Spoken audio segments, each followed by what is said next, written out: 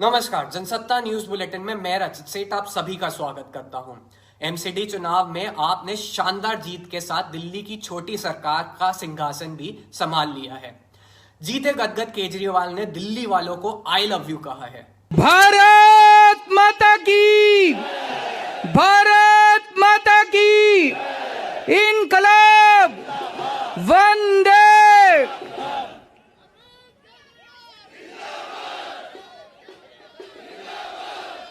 सबसे पहले दिल्ली के लोगों को बहुत बहुत बहुत बहुत बधाई देना चाहता हूं मैं।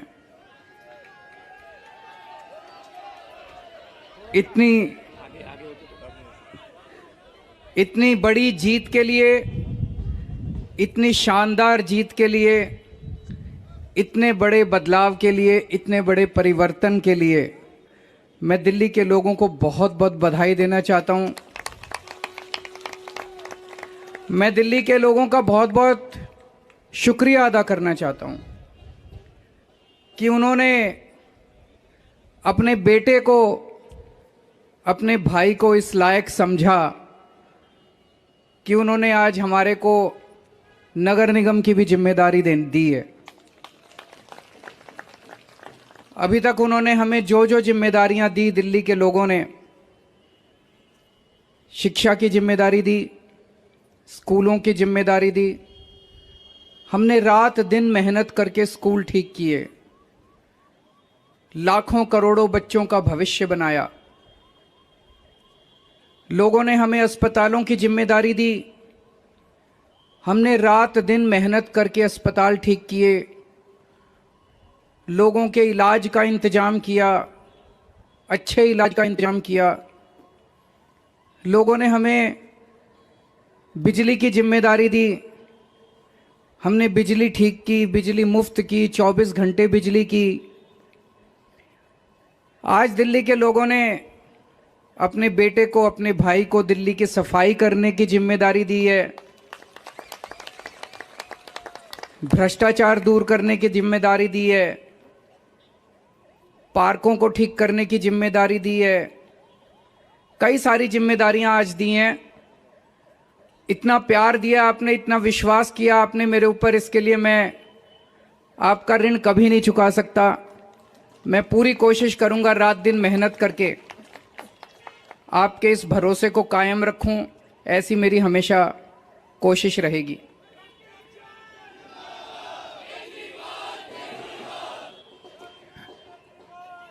आई लव यू टू।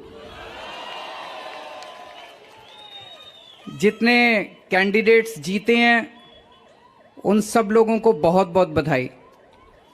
आम आदमी पार्टी वाले जो जीते हैं उनको भी बधाई, भारतीय जनता पार्टी वाले जो जीते हैं उनको भी बधाई, कांग्रेस वाले जो जीते हैं उनको भी बधाई, निर्दलीय जो जीते हैं उनको भी बधाई, और जो हारे हैं उनसे मैं निवेदन करना चाहता हूं कि मायूस मत होना, दिल्ली को ठीक करने में हम आपका भी सहयोग लेंगे।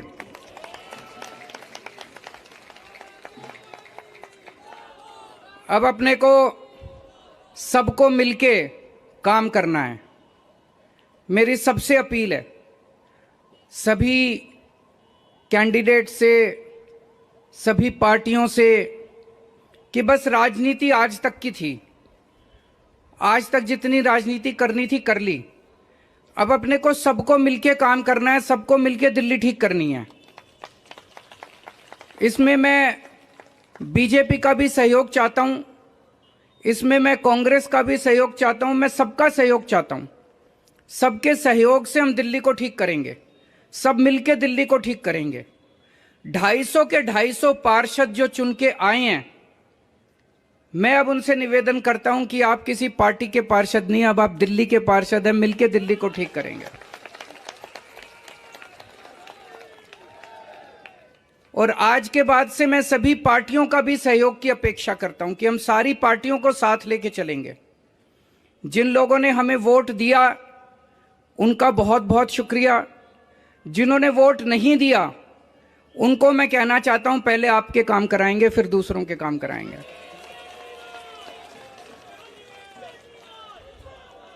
हमें दिल्ली को ठीक करने में सबके सहयोग की जरूरत है और खासकर हमें केंद्र सरकार की मदद भी चाहिए, केंद्र सरकार का सहयोग भी चाहिए। हम आज इस मंच के जरिए से मैं केंद्र सरकार से भी और खासकर प्रधानमंत्री जी से भी दिल्ली को ठीक करने के लिए आशीर्वाद चाहता हूं कि उनका भी, प्रधानमंत्री जी का भी और केंद्र सरकार का भी आशीर्वाद हमें चाहिए। दिल्ली में आम आदमी पार्टी की जीत में बॉबी किन्नर एक ऐसा नाम है जिसने नया इतिहास रच दिया। दिल्ली नगर निगम के इतिहास में पहली बार आम आदमी पार्टी की बॉबी किन्नर समाज से जीत दर्ज करने वाली पहली प्रत्याशी बन गई हैं। सुल्तानपुरी में सुल्तान बन गई आपकी बॉबी किन्नर। दिल्ली को मिला पहला किन्नर पार्षद। पूर्व पार्षद का टिकट काटकर केजरीवाल ने ट्रांसजेंडर बॉबी किन्नर को दिया था टिकट। आंधी में उड़ी बीजेपी, अन्ना आंदोलन में जुड़ी थी केजरीवाल के साथ। कौन है बॉबी किन्नर, कैसे रचा इतिहास? आखिरकार दिल्ली नगर निगम की सत्ता पर आम आदमी पार्टी का कब्जा हो गया है। 250 वार्डों वाली एमसीडी में आम आदमी पार्टी ने बहुमत के साथ जीत का परचम लहरा दिया है। 15 साल से सत्ता में बैठी बीजेपी एमसीडी से बाहर हो चुकी है। दिल्ली में आपकी जीत में बॉबी किन्नर एक ऐसा नाम है जिसने नया इतिहास रचा है। दिल्ली नगर निगम के इतिहास में पहली बार आम आदमी पार्टी की बॉबी किन्नर समाज से जीत दर्ज करने वाली प्रत्याशी बन गई हैं। उन्होंने 6714 वोटों के बड़े अंतर से जीत हासिल करके ये रिकॉर्ड कायम किया। चुनाव जीतकर बॉबी ने क्या कहा है जिसकी तारीफ हो रही है वो बताएं। उससे पहले बॉबी की कहानी दिखाते हैं। बॉबी किन्नर ने सुल्तानपुर माजरा विधानसभा में मौजूद 3 में से एक वार्ड सुल्तानपुरी ए वार्ड 43 से जीत का परचम लहराया है। 38 साल की बॉबी किन्नर लंबे समय से आम आदमी पार्टी से जुड़ी हुई हैं। 9वीं क्लास तक पढ़ी बॉबी का शुरू से ही राजनीति की तरफ रुझान था। वो अन्ना आंदोलन के वक्त ही आम आदमी पार्टी से जुड़ गई थी। दिल्ली में पहली बार आम आदमी पार्टी ने ही किसी ट्रांसजेंडर पर भरोसा दिखाया और अब बॉबी ने उस भरोसे को सही साबित कर दिया।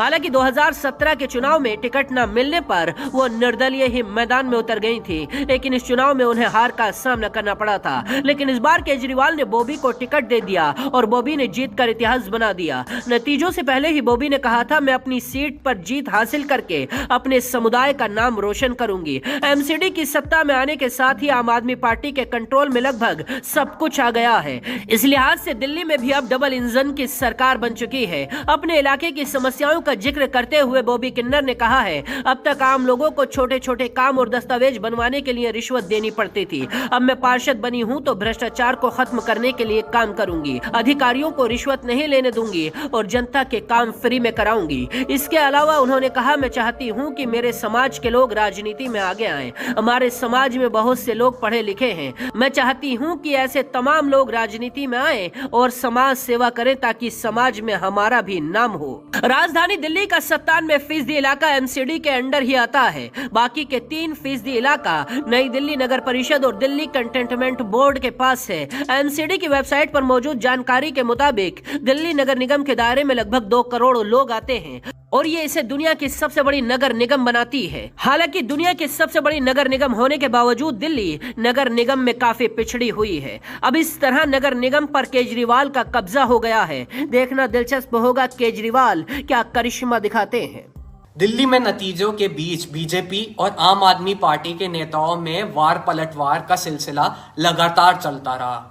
दिल्ली की जनता ने अपने वोट की ताकत से जवाब दिया है। वो पॉलिटिक्स जिसमें मनीष सिसोदिया पे फर्जी आरोप, सत्येंद्र जैन पे फर्जी आरोप, रोज फर्जी वीडियो जारी करना, रोज बेबुनियाद और निराधार आरोप लगाना, दिल्ली की जनता ने कहा उनका बेटा अरविंद केजरीवाल कट्टर ईमानदार है। आम आदमी पार्टी कट्टर ईमानदार है। जितनी साजिशें कर सकते हो करो, जितनी गिरफ्तारियां कर सकते हो करो, जितना उत्पीड़न कर सकते हो करो।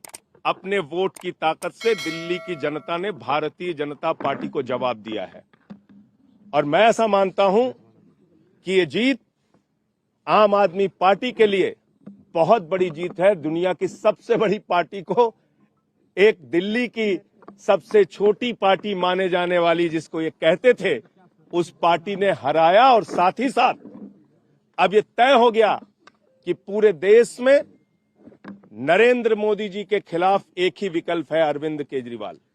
पूरे देश में भारतीय जनता पार्टी का एक ही विकल्प है, आम आदमी पार्टी। आम आदमी पार्टी के झूठ और भ्रष्टाचार की पोल खोली है और आम आदमी पार्टी की झूठ और भ्रष्टाचार एक्सपोज भी हुआ है। उनके कई झूठे दावे आज झूठ साबित हुए हैं। चाहे उन्होंने कहा हो कि 20 सीटें बीजेपी की आएंगी, हम 230 जीत रहे हैं, वो भी झूठे साबित हुए। और जिस तरह नेक टू नेक फाइट हुई है, देखिए चुनाव है, रिजल्ट कुछ भी हो सकता है, लेकिन हमने 15 साल के एमसीडी में सत्ता के बावजूद दिल्ली की जनता ने हमें वोट दिया है, हमें समर्थन दिया है और हम भारतीय जनता पार्टी को लार्जली उन्होंने सपोर्ट किया है। हमें पूरा विश्वास है कि भारतीय जनता पार्टी में दिल्ली विश्वास देगी और आम आदमी पार्टी को अपने जो पीछे अपने समय में जो जिसने दिल्ली को इतना तकलीफ दिया है, आज देखिए दिल्ली इतनी गैस चैम्बर बनी है कि सारी गाड़ियां रातों रात बैन हो गई। डीजल गाड़ियों से आप नहीं चल सकते। ये दंश कब तक झेलती रहेगी दिल्ली? तो ये सब मुझे लगता है कि दिल्ली अपना जनमत बीजेपी के पक्ष में देगी, मगर अब इस समय किसी बात का कोई मतलब है नहीं। अब जो भी जनता का जनादेश होगा वो सिर माथे पे। अरविंद केजरीवाल ने पहले 15 साल की कांग्रेस की सत्ता को उखाड़ा था दिल्ली से, अब 15 साल की एमसीडी को भी उखाड़ दिया है। इसका मतलब ये है कि लोग जो हैं वो नफरत की राजनीति को पसंद नहीं करते। लोग स्कूल, अस्पताल, बिजली, सफाई, इंफ्रास्ट्रक्चर को वोट देते हैं। सब अच्छी बातचीत हुई है, नतीजे अच्छे आ रहे हैं और एमसीडी में हमारी बहुमत आ रहा है। अब दिल्ली की सफाई होगी, असली झाड़ू अब दिल्ली के कूड़ा के पहाड़ों पर चलेगा। दिल्ली के लोगों ने बहुत प्यार और आशीर्वाद अपने परिवार के बड़े बेटे अरविंद केजरीवाल जी को दिया है। जैसे दिल्ली सरकार में दिल्ली के लोगों ने जिम्मेदारियां अरविंद केजरीवाल जी को दी, दिल्ली सरकार की चाबियां अपने बेटे अरविंद केजरीवाल जी के हाथ में थमाई, वैसे ही आज दिल्ली के लोगों ने नगर निगम की चाबियां भी अपने परिवार के बेटे अरविंद केजरीवाल जी को थमाई है। दिल्ली के लोगों ने एक संदेश दिया है कि हम काम करने वालों को वोट डालते हैं, बदनाम करने वालों को वोट नहीं डालते हैं। दिल्ली की जनता अरविंद केजरीवाल जी के सारे झूठों को पहचान चुकी है। वो किस तरीके से झूठ बोलने में माहिर हैं। और एक बात हम यहाँ पर ये भी मानते हैं कि 15 साल से भारतीय जनता पार्टी एमसीडी में है, तो कुछ एंटी इनकम्बेंसी रहती है, मगर उसके बावजूद भी दिल्ली की जनता एमसीडी के कामों से खुश थी। हमने दिल्ली में पार्कों में अच्छे काम किए, जिम लगवाए, झूले लगवाए, हमने हॉस्पिटल बनाए, हमने एमसीडी ने स्टेडियम बनाए, तो बहुत अच्छे काम किए। कोविड में हमने बहुत अच्छे काम किए एमसीडी ने, तो वो अपना दिल्ली की जनता ने देखा है और उसी के मुताबिक उन्होंने वोट डाला है। बहुत बड़ी जीत है। केजरीवाल साहब, भगवंत मान साहब और राघव चड्ढा और जितने भी कार्यकर्ता हैं सबको बहुत बहुत मुबारकबाद। ये करना बहुत मुश्किल वाला काम था, पर बहुत बड़ी जीत है। हर एक आदमी पार्टी के कार्यकर्ता को केजरीवाल साहब, भगवंत मान साहब और राघव चड्ढा और जितने भी कार्यकर्ता हैं सबको बहुत बहुत मुबारकबाद। और आज बहुत बड़ा दिन है हम सबके लिए, क्योंकि ये करना बहुत मुश्किल वाला काम था, पर जो जनता करती है वो तो फिर कुछ ऐसा ही होता है। तो बहुत बहुत मुबारकबाद सबको। गुजरात का कैसे उम्मीद रखते हैं आप? गुजरात के चुनाव के नतीजे कैसे होंगे?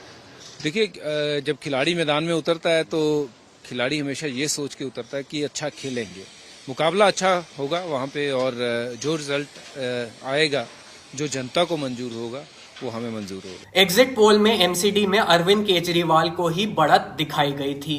अब गुजरात और हिमाचल की बारी है। एग्जिट पोल में यहां बीजेपी को बढ़त दिखाई गई है, लेकिन अब से पहले 4 बार ऐसा हो चुका है जब एग्जिट पोल फेल हो गए थे। कब फेल हुआ है एग्जिट पोल, जिसकी वजह से लगा है बड़ी पार्टियों को झटका। जब एग्जिट पोल को सच मानकर राजनीतिक पार्टियां जीत का जश्न मनाने लगी थी, तब बीजेपी और कांग्रेस जैसी बड़ी पार्टियों को असल नतीजों से बहुत बड़ा झटका लगा था। आज हम आपको वो 4 एग्जैक्ट किस्से बताते हैं जिसमें एग्जिट पोल फेल हुआ था और उनके नतीजे बिल्कुल ही विपरीत आए थे। 2004 का लोकसभा इलेक्शन, ये वो समय है जब बीजेपी का इंडिया शाइनिंग कैंपेन चल रहा था। इस वक्त अटल बिहारी वाजपेयी जी ने मध्य प्रदेश, छत्तीसगढ़ और राजस्थान की स्टेट इलेक्शन में जीत हासिल की थी। एग्जिट पोल में प्रिडिक्ट किया गया था कि बीजेपी लेड एनडीए 240 से 250 सीटें हासिल करेगी, पर रिजल्ट बिल्कुल अलग ही आया था। कांग्रेस और उनके सहयोगी ने 216 सीटें हासिल की, जबकि प्रिडिक्टेड सीट उनकी 170 से 205 के बीच में थी। बीजेपी सिर्फ 180 सीटें ही हासिल कर पाया। 2017 का पंजाब इलेक्शन, सी वोटर पोल ने आपकी 60 से 70 सीटों की प्रिडिक्शन की थी और न्यूज़एक्स, एमआरसी और चाणक्य पोल ने ये कहा था कि ये टक्कर का मुकाबला होगा कांग्रेस और आप के बीच। पर रिजल्ट में कांग्रेस ने बड़ी ही आसानी से जीत हासिल की। इलेक्शन में उन्होंने 117 सीटों में से 77 सीटें हासिल की थी और आप सिर्फ 20 ही सीटें लेके जा पाया। 2014 की मोदी वेव, सबको याद है अब की बार मोदी सरकार वाली वेव। इस दौरान ज़्यादातर पोल्स जैसे हेडलाइंस टुडे, सीएरो, Times Now, ORG, CNN, IBN, CSDS ने बीजेपी की 250 से 280 सीटें प्रिडिक्ट की थी। सिर्फ न्यूज़ 24 चाणक्य ने कहा था कि बीजेपी 340 सीटें जीतेगा और असल रिजल्ट ये था कि बीजेपी लेड एनडीए ने 300 से ऊपर सीटें जीती थी। 2017 के यूपी इलेक्शन, जैसे 2014 के लोकसभा इलेक्शन में पोल्स काफ़ी गलत प्रिडिक्ट किए गए थे, वैसे ही कुछ हुआ था 2017 के यूपी इलेक्शंस में। टाइम्स नाउ के VMR ने और सी वोटर ने बस 160 ही सीटें प्रिडिक्ट करी थी, पर असल रिजल्ट कुछ अलग ही था। बीजेपी ने 300 सीटों से ऊपर का मार्क क्रॉस किया था। महाराष्ट्र और कर्नाटका के बीच बढ़ते सीमा विवाद को लेकर उद्धव ठाकरे गुट के नेता संजय राउत के केंद्र सरकार पर जमकर हमला बोला है। डेफिनेटली अगर केंद्र की मंशा नहीं होती तो ये नहीं होता। कर्नाटक में किसके मुख्यमंत्री है और किसकी सरकार है? बीजेपी की सरकार है। महाराष्ट्र में किसकी सरकार है? बीजेपी की सरकार है। आपको समझता नहीं क्या चल रहा है महाराष्ट्र में? पहले कभी नहीं हुआ था, अचानक कैसे हो गया ये? पहले कभी किसी मुख्यमंत्री ने सोलापुर और सांगली पे दावा नहीं बोला था, ये पहली बार हो रहा है। जरूर हमारा एक बॉर्डर डिस्प्यूट है 50 साल से, वो सुप्रीम कोर्ट में चल रहा है, लेकिन ये पहली बार हो रहा है। अगर केंद्र अपने आप को ताकतवान मानता है, मैं तो मानता हूँ केंद्र हमारा बाप है, ये फेडरल सिस्टम है, तो आपकी जिम्मेदारी है आपके मुख्यमंत्री को रोकने की। आप उसको रोकते क्यों नहीं? कौन है बोम्मई? ये बोम्मई भी कांग्रेस से आया हुआ आदमी है, बाहर का, एक बीजेपी का ओरिजिनल आदमी नहीं है। जैसे यहाँ भी मुख्यमंत्री ओरिजिनल नहीं है। सबको हमारे खिलाफ उनके कंधे पर बंदूक रखकर महाराष्ट्र के ऊपर गोलीबारी चल रही है, लेकिन छत्रपति शिवाजी महाराज का ये महाराष्ट्र है, ध्यान रखिए। नामर्द वापस बोल रहा हूं मैं, उसमें क्या है? लाचार सरकार है ये लाचार सरकार है, नामर्द सरकार है। अगर मर्दानगी होती तो कर्नाटक की सरकार अपनी हदें पार नहीं करती। देखिए ये देश एक है, सभी राज्य एक दूसरे के साथ मिले जुल कर रहना चाहिए। हम नेशनल इंटीग्रिटी को मानते हैं, सबसे ऊपर देश है, बाद में राज्य आता है, संविधान आता है, ये हम मानते हैं। हमारा कोई ऐसा नहीं कि हमको कोई अलग हम बात नहीं कर रहे, हम हमारी हक की बात कर रहे हैं देश में, और करेंगे, क्यों नहीं करेंगे। महाराष्ट्र के बाहर 20 लाख मराठी लोग 50 साल से न्याय मांग रहे हैं, उनको महाराष्ट्र में आना है। ये लड़ाई है, ये मानवता की लड़ाई, और क्या है ये? बेलगांव के आसपास जो सीमावर्ती एरिया है जहां अत्याचार शुरू है, अगर ये हमारे मुख्यमंत्री अपने आप को महाशक्ति का मुख्यमंत्री मानते हैं कि मुझे महाशक्ति ने मुख्यमंत्री बनाया। माननीय मुख्यमंत्री जो बोम्मई जी, उनसे भी हमारे मुख्यमंत्री एकनाथ शिंदे जी, देवेंद्र फडणवीस जी ने बात की है, और जिन लोगों ने मतलब महाराष्ट्र के जो गाड़ियां थी उस पर हमले किए थे, उनके ऊपर कड़ी कार्रवाई करने का आश्वासन उन्होंने दे दिया है। और हमें भी जो शांति चाहिए, ठीक बात है, जो कोर्ट में फैसला है वो हो जाएगा, लेकिन इसी तरह की दादागिरी करना कर्नाटक के लोगों की अच्छी बात नहीं है, और जिन्होंने ऐसा किया है उनके ऊपर कठोर कार्रवाई होनी चाहिए। शरद पवार ने कहा महाराष्ट्र की सरकार को कहा। हाँ, तो ठीक बात है, उस पर मुख्यमंत्री उप मुख्यमंत्री विचार करेंगे। अगर बैठक बुलानी है तो बैठक भी बुला सकते हैं और उस पर चर्चा की जा सकती है। 22 साल की बेहद खूबसूरत हसीना, नाम है नम्रा कादिर। ये सोशल मीडिया का एक बड़ा नाम है। अब नम्रा कादिर पुलिस की गिरफ्त में है। नम्रा ने पति के साथ मिलकर हुसन के जाल में बिजनेसमैन को कैसे फंसाया है, देखिए हमारी ये रिपोर्ट। पति के साथ बनाया प्लान, बिजनेसमैन के साथ होटल में रुकी और फिर नम्रा कादिर ने किया सबसे बड़ा खेल, हुस्न का जाल और हनी ट्रैप की साजिश। कौन है यूट्यूबर नम्रा कादिर जिसके जाल में फंस गया बिजनेसमैन? 22 साल की बेहद खूबसूरत इस हसीना का नाम है नम्रा कादिर। ये सोशल मीडिया की एक बड़ी स्टार है। हो सकता है आपने भी इनके वीडियो जरूर देखे हों। नम्रा के यूट्यूब पर 6 लाख से ज्यादा सब्सक्राइबर हैं और इंस्टाग्राम पर 2 लाख से ज्यादा यूजर इन्हें फॉलो करते हैं। लेकिन अब 22 साल की नम्रा कादिर पुलिस की गिरफ्त में है और 4 दिन के रिमांड पर पुलिस इनसे वो खुलासा करा रही है जिसने सभी को हैरान कर दिया है। नम्रा पर आरोप है कि उसने अपने पति के साथ मिलकर हनी ट्रैप का ऐसा जाल फैलाया जिसमें बिजनेसमैन को फंसा लिया और धमकाकर 70 लाख रुपए ठग लिए। ये खुलासा खुद बिजनेसमैन ने अपनी शिकायत में किया है। उन्होंने लिखा है, मैं काम के सिलसिले में नम्रा कादिर से रेडिसन होटल सोना रोड पर मिला था। वो एक यूट्यूबर है, उसने मुझे विराट बेनीवाल से भी मिलवाया और कहा कि वो भी यूट्यूबर है और उसके मित्र हैं। उन्होंने मेरी फर्म में काम करने के लिए हाँ कहा और 2 लाख रुपए एडवांस पेमेंट मांगी थी। मैंने 2 लाख रुपए उसी दिन उन्हें दे दिए थे क्योंकि मैं नम्रा को थोड़ा बहुत पहले से भी जानता था। बाद में जब मैं उनके लिए विज्ञापन का काम लाया और उन्हें समझाया तो उन्होंने हाँ कर दिया और 50,000 रुपए की मांग की जो मैंने उनके अकाउंट में भेज दिए। बिजनेसमैन ने अपनी शिकायत में आगे ऐसा खुलासा किया जिसने पुलिस को भी हैरान कर दिया। बिजनेसमैन ने बताया, पैसे लेने के बाद भी नम्रा ने विज्ञापन नहीं किया। नम्रा ने मुझे कहा कि काम सिर्फ बहाना था, वो मुझे पसंद करती है और मुझसे शादी करना चाहती है। वो मेरे रुपए मुझे अपनी बहन की शादी के बाद लौटा देगी। मुझे वो भी अच्छी लगती थी और हम दोनों साथ में घूमने लगे। विराट हमेशा उसके साथ रहता था। एक दिन हम क्लब में पार्टी करने गए तो जबरदस्ती नम्रा और विराट ने मुझे शराब पिलाई। हम तीनों ने होटल में एक कमरा बुक किया और सो गए। सुबह उठने पर नम्रा ने मुझसे कार्ड मांगा और मुझे ब्लैकमेल करने लगी। उसने कहा कि अगर मैंने मना किया तो वो रेप केस लगा देगी। मैं डर गया। मैंने उससे रिक्वेस्ट की कि हम अच्छे दोस्त हैं और मैंने कुछ गलत भी नहीं किया, तो ऐसा वो क्यों कर रही है? बिजनेसमैन ने यह भी बताया कि इस बातचीत के दौरान ही विराट बेनीवाल ने हथियार निकाल लिया और कहा कि वो नम्रा का दोस्त नहीं, नम्रा का पति है। अगर मैंने उसकी बातें नहीं मानी तो वो मुझे फंसा देगा। इस हादसे के बाद मैंने उनकी बातें माननी शुरू की और अब तक वो मुझसे 70 से 80 लाख रुपए तक का सामान और नकदी ले चुके हैं, जिसका मेरे पास फुल प्रूफ है। बिजनेसमैन के मुताबिक नम्रा कादिर ने उसका फोन लेकर सारे प्रूफ डिलीट कर दिए और फोन को रिसेट तक कर दिया। इस शिकायत के बाद पुलिस ने नम्रा कादिर को गिरफ्तार कर लिया है और 4 दिन की रिमांड पर लेकर पूछताछ शुरू कर दी है, जबकि नम्रा कादिर का पति और सह आरोपी मनीष उर्फ विराट बेनीवाल अभी फरार चल रहा है। पुलिस इसकी तलाश में लगातार छापेमारी कर रही है। तो आज के न्यूज बुलेटिन में बस इतना ही। देश और दुनिया भर की खबरों के लिए बने रहिए जनसत्ता के साथ।